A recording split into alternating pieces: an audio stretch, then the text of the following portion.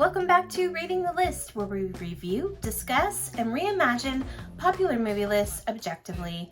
We're your hosts, I'm Jerry. And I'm Brad, and on this episode we'll be exploring number 40 from AFI's 100 Years, 100 Passions, the 100 Greatest Love Stories of All Time. Alright, number 40 is Ninotchka, released in 1939, directed by Ernst Lubitsch, starring Greta Garbo and Melvin Davis. So the synopsis for this romantic comedy is as follows. 3 Russian Board of Trade agents, Iranov, Bojanov, and Kopalsky, arrive in Paris to sell jewelry confiscated from aristocracy during the Bolshevik Revolution. Their plans are overheard and passed along to former Russian Grand Duchess Swana. Her paramour, Count Leon Dialgo, played by Melvin Davis, offers to help her retrieve the jewelry before it's sold. He shows up to the sale and explains the jewels were illegally seized and a petition has been filed to prevent their sale or removal. The buyer withdraws his offer until the lawsuit is settled. Leon treats the 3 Russian agents to an extravagant lunch, getting them drunk and easily winning their friendship and confidence with his amiable and charming manner. He sends a telegram in their names suggesting a compromise. Moscow, angered by the letter, sends Nina Ivanova Ninotchka Yagashova, played by Greta Garbo, as a special envoy to win the lawsuit, procure the sale of the jewels, and return with the 3 agents. Rigid, stern, and methodical, she arrives in Paris and chastises the 3 men for their failure.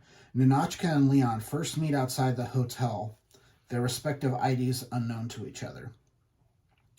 Leon flirts, but she is uninterested. He follows her to the Eiffel Tower, where he shows her his home through a telescope.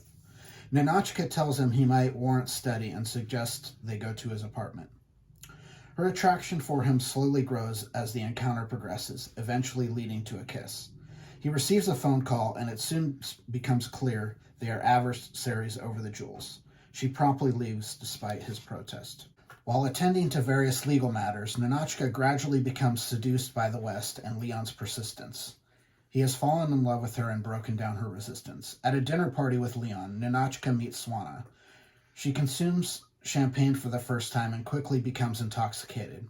The following afternoon, a hungover Ninotchka is awakened by Swana. Swana has stolen the jewels during the night.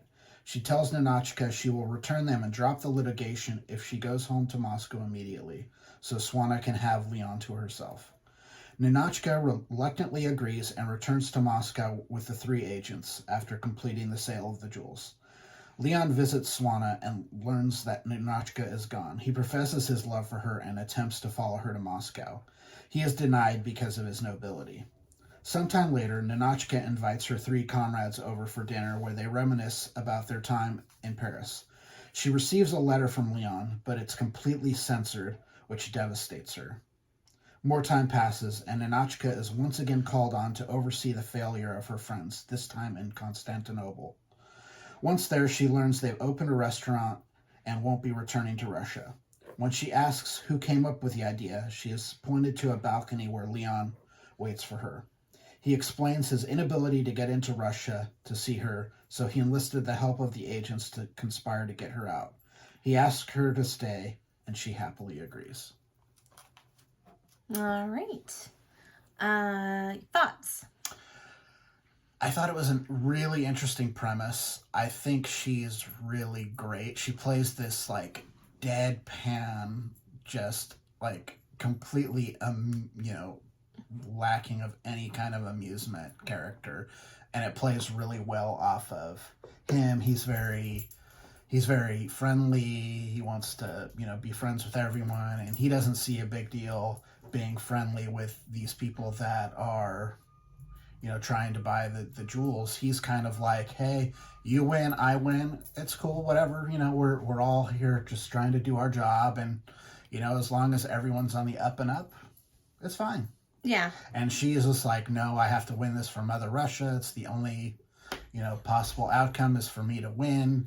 She's all about, the Soviet machine, and, he is very Western. She is very, Eastern, and it kind of, you know, it's a play on, you know, opposites attract. I think she plays really well the eventual kind of slow breakdown of, you know, falling for this guy, understanding that maybe she's missing out on something because of the way that, you know, the Soviet Union runs things. Yeah. I think she plays that really gradually. It doesn't happen immediately. It happens over time. It's very believable. And they don't really, you know, they don't demonize the Soviet system. Oh, I felt like they did. I don't think they demonize it. I just think they point out that, you know, on a human level, on an individual human level, it's not the greatest. I mean, I don't think that's dehumanizing at all. I mean, it's just... I don't think it's dehumanizing, but I think that they really, like, really play on the stereotype of what America at the time thinks Russian people are like. Yeah, for that's for sure. Yeah. So I think in this story, the stereotypes kind of work. I mean, he's a stereotype too. Yeah, they kind of all are. She reminded me of, do you remember Benson and Krause? That's what she reminded me of. A little bit. Yeah, like I wonder if they based her character off that. They might have. I mean, you know, she was like, you know, this stern German woman. Yeah, and she was kind of, you know, very straight-laced. No nonsense. Yes. Humorless. Yeah.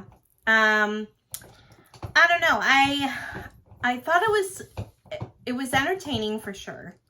It was entertaining. I just felt like it was a little over the top with that. I don't know. I feel like with all the stuff that we've watched, yeah, there's a lot of things that I felt like were better than this movie. Yeah, that are behind it. Sure. And I'm not really sure what that's about. I think what we're finding with this list is that the people who voted on this list, whoever is in the AFI, whether it's 10 people, 100, like we've talked about, there's no one really kind of knows exactly who makes up this voting body for all these lists at the American Film Institute. Yeah. I think they place a premium on old stuff. Yes, they do, for sure. And I also wonder... Nostalgic. I think they have a real Jones for nostalgia. Mm-hmm. And I don't think that... I wonder at times how many of these movies they're actually rewatching. How many of they're watching at all? Yeah, I mean, did they be like, oh yeah, remember that movie? And they're like, just added it to the list? Or they're just, you know, oh, it's on the overall list, so, you know, we're gonna shoehorn it into this one, that kind of thing, instead of really making each list its own. Yeah. I think there are movies that would fall into this list that you wouldn't necessarily consider to be one of the 100 best movies of all time, but they might be one of the 100 best love stories of all time. I will give you this. They managed to have a love story on this list where nobody's punching each other. They're not treating women degradedly. Yeah. She was really seen as an equal. Well, the women in this story are actually the ones that really have the power. Yeah. Yeah. And even like Swana, she's doing, she's, former nobility. Mm-hmm. She got ousted, during the Bolshevik Revolution, and now she's in France. Mm-hmm. So she's had to live away from her country, and technically these are her jewels. But, they got, taken just like everything else. It became, state property. And that's kind of the dispute here is, whether they're hers or state property or whatever. But, she's trying to hold on to Leon. Even like the interchange between the two women is really, really interesting. Mm-hmm. It's they both want him. Yeah. And, Ninotchka makes the decision to leave kind of her own volition to an extent. She has the choice. Yeah, yeah. I don't think anyone's degraded here. I think he has a very genuine affection for her. For sure, yeah. And he's nice to Swana. He's not like, No. He just happens to fall in love with another woman. Mm-hmm. and he lets it be known. I mean, he doesn't like play any punches with her. He doesn't like try to play like both sides or anything like that. Once he's kind of seeing, you know, trying to see things through with Ninotchka, he really doesn't interact with Swana outside of, you know, the stuff regarding the jewels. Right. Outside of that, he really doesn't. So, you know, to me, his character's all on the up and up. I mean, he fell for another woman. Yeah. He does. He's not Yeah, I'm fighting not her or saying anything. that he wasn't on the up and Yeah. up. I'm just, I you think know. the 3 agents are hilarious. Yeah. But again, I like just feel like at this point in time, it was released in 39, Yeah. right? It was at a time where, you Well, know. technically, they were our allies still. Were they? Yeah. Okay. Yeah, 'cause it's before. It's really before the Cold War started. We're still, you know, in World War II, we were both, you know, fighting Hitler.